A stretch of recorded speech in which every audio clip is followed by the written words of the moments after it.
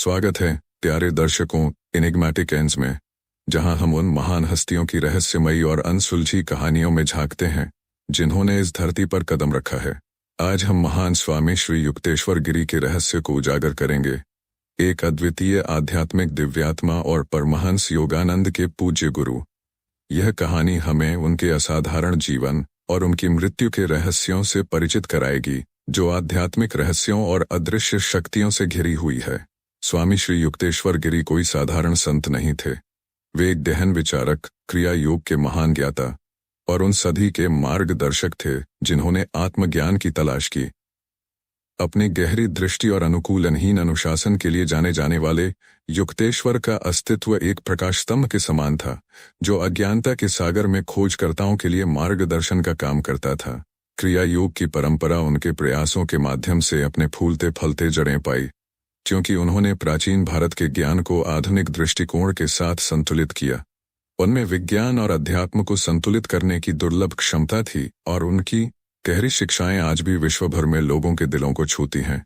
10 मई 1855 को सेरामपुर, भारत में प्रियनाथ करार के रूप में जन्मे युक्तेश्वर को छोटी उम्र से ही आध्यात्मिकता की ओर झुकाव था।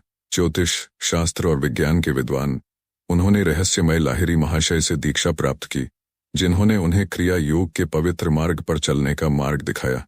युक्तेश्वर को असाधारण बनाता है उनका आध्यात्मिक विकास को वैज्ञानिक समझ के साथ मिलाने का आग्रह, एक दृष्टिकोण जो उनके समय से बहुत आगे था। उन्होंने द होली साइंस नामक पुस्तक लिखी, जिसका उद्देश्य पूर्व और पश्चिम की दर्शन धाराओं के बीच की विविधताओं को एकजुट करना था। उनका सबसे प्रसिद्ध शिष्य परमहंस योगानंद अंततः उनकी शिक्षाओं को पश्चिम तक ले गया और भारत के शाश्वत ज्ञान का एक राजदूत बन गया। युक्तेश्वर एक कठोर शिक्षक और एक करुणामय मार्गदर्शक दोनों थे, जो हमेशा अपने शिष्यों को उनकी उच्चतम संभावनाओं की ओर धकेलते थे। अब आइए हम युक्तेश्वर गिरी की मृत्यु की रहस्यमय परिस्थितियों में उतरें। एक ऐसा क्षण जो आध्यात्मिक खोजकर्ताओं और संदेहवादियों को आज भी उलझन में डालता है। स्वामी श्री युक्तेश्वर ने 9 मार्च 1936 को पुरी, ओडिशा में अपने भौतिक शरीर को छोड़ दिया। लेकिन साधारण मृत्यु के विपरीत युक्तेश्वर की मृत्यु कोई उदास घटना नहीं थी। यह एक दिव्य चमत्कार जैसा था। उन घटनाओं के विवरण जिनका साक्षात्कार किया गया था बताते हैं कि कैसे उन्होंने महासमाधि योगी का आत्म सचेत रूप से भौतिक क्षेत्र को छोड़ना में प्रवेश किया। इसमें कोई संघर्ष का संकेत नहीं था, कोई दर्द नहीं, बस एक गहन शांति की भावना थी। उनके शरीर से एक दिव्य चमक प्रकट हुई, एक शांति जो जीवन और मृत्यु पर उनके आजीवन प्रभुत्व को दर्शाती थी।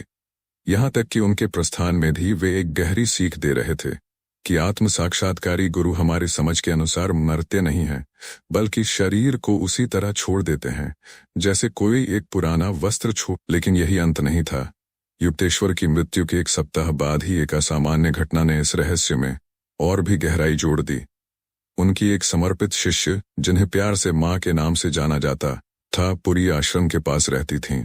हर सुबह युक्तेश्वर अपनी दैनिक सैर के दौरान उनके घर के सामने रुकते और उनसे कुछ क्षण बातचीत करते। 16 मार्च 1936 की शाम को माँ आश्रम आई। उनके चेहरे पर प्रसन्नता की चमक थी और उन्होंने अपने प्रिय गुरु से मिलने की इच्छा जताई। स्वामी सेवानंद, जो अब पुरी आश्रम की जिम्मेदारी संभाल रहे थे, ने दुखी होकर उनसे कहा, गुरुजी का तो 1 सप्ताह पहले ही देहांत हो चुका है। वे समझ नहीं पा रहे थे कि माँ इतनी खुश क्यों हैं। यह असंभव है, माँ ने धीरे से मुस्कुराते हुए कहा। शायद आप गुरुजी को अत्यधिक आगंतुकों से बचाने के लिए ऐसा कह रहे हैं।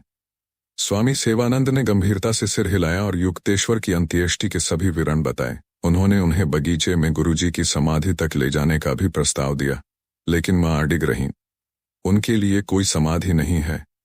उन्होंने जिद की। आज सुबह 10 बजे वे हमेशा की तरह मेरे दरवाजे के सामने से गुजरे। उन्होंने मुझे अभिवादन किया और हम धूप में कुछ मिनटों तक बातचीत करते रहे। उन्होंने मुझसे कहा था, आज शाम आश्रम आना, और इसलिए मैं यहाँ हूँ। मृत्युहीन गुरु मुझे यह समझाना चाहते थे कि वे किस दिव्य शरीर में मुझसे मिलने आए थे। स्वामी सेवानंद आश्चर्यचकित हो गए। वे उनके सामने झुक गए, उनकी आंखों में आंसू आ गए। माँ, उन्होंने कहा, आपने मेरे दिल से कितना बड़ा दुख हल्का कर दिया। वे पुनः जीवित हैं। इस घटना ने आश्रम के सभी लोगों को आश्चर्यचकित कर दिया और युक्तेश्वर के निधन के रहस्य को और गहराई दे दी। क्या यह एक दर्शन था, या युक्तेश्वर सच में एक प्रकाशमय शरीर में भौतिक जगत से परे चले गए थे, जिसे केवल वे ही देख सकते थे जो धन्य थे? लेकिन रहस्य यहीं समाप्त नहीं हुआ। उनकी मृत्यु के कुछ महीनों बाद उनके प्रिय शिष्य परमहंस योगानंद ने लिखा कि युक्तेश्वर ने एक दृष्टि में उन्हें मुंबई के एक होटल के कमरे में सशरीर दर्शन दिए थे। योगानंद ने इस मुलाकात का विस्तार से वर्णन किया, जिसमें युक्तेश्वर ने उनसे ज्योतिष लोकों के बारे में बात की और मृत्यु के बाद के जीवन के बारे में ऐसे गहन विचार प्रकट किए जो बहुत कम लोग ही व्यक्त कर पाए हैं। उन्होंने अदृश्य लोकों का वर्णन किया और बताया कि अब उनका कार्य सूक्ष्म क्षेत्र में जारी है, जहां वे आत्माओं को उच्चतर लोकों तक ले जाने में सहायता कर रहे हैं। इस अद्भुत रहस्योद्घाटन ने सभी को विस्मित कर दिया। क्या युक्तेश्वर ने सच में जीवन और मृत्यु की सीमाओं को पार कर लिया था? क्या यह उनकी अंतिम शिक्षा थी कि मृत्यु खुद भी एक भ्रांति है उन लोगों के लिए जिन्होंने आत्म साक्षात्कार प्राप्त कर लिया है? इन घटनाओं और कहानियों ने भौतिक और अदृश्य के बीच की रेखा को धुंधला कर दिया है और हमें उन सवालों से छोड़ दिया है जिनका कभी तर्कपूर्ण उत्तर नहीं मिल सकता। युक्तेश्वर गिरी का जीवन और मृत्यु मानव आत्मा की अनंत संभावनाओं का प्रमाण है। हमारी सामान्य धारणा से परे के लोकों की खोज के लिए एक आमंत्रण। स्वामी श्री युक्तेश्वर गिरी का जीवन एक प्रकाश स्तंभ था और उनकी मृत्यु उससे भी बड़ा रहस्य, आत्मा की शाश्वत यात्रा का एक उदाहरण।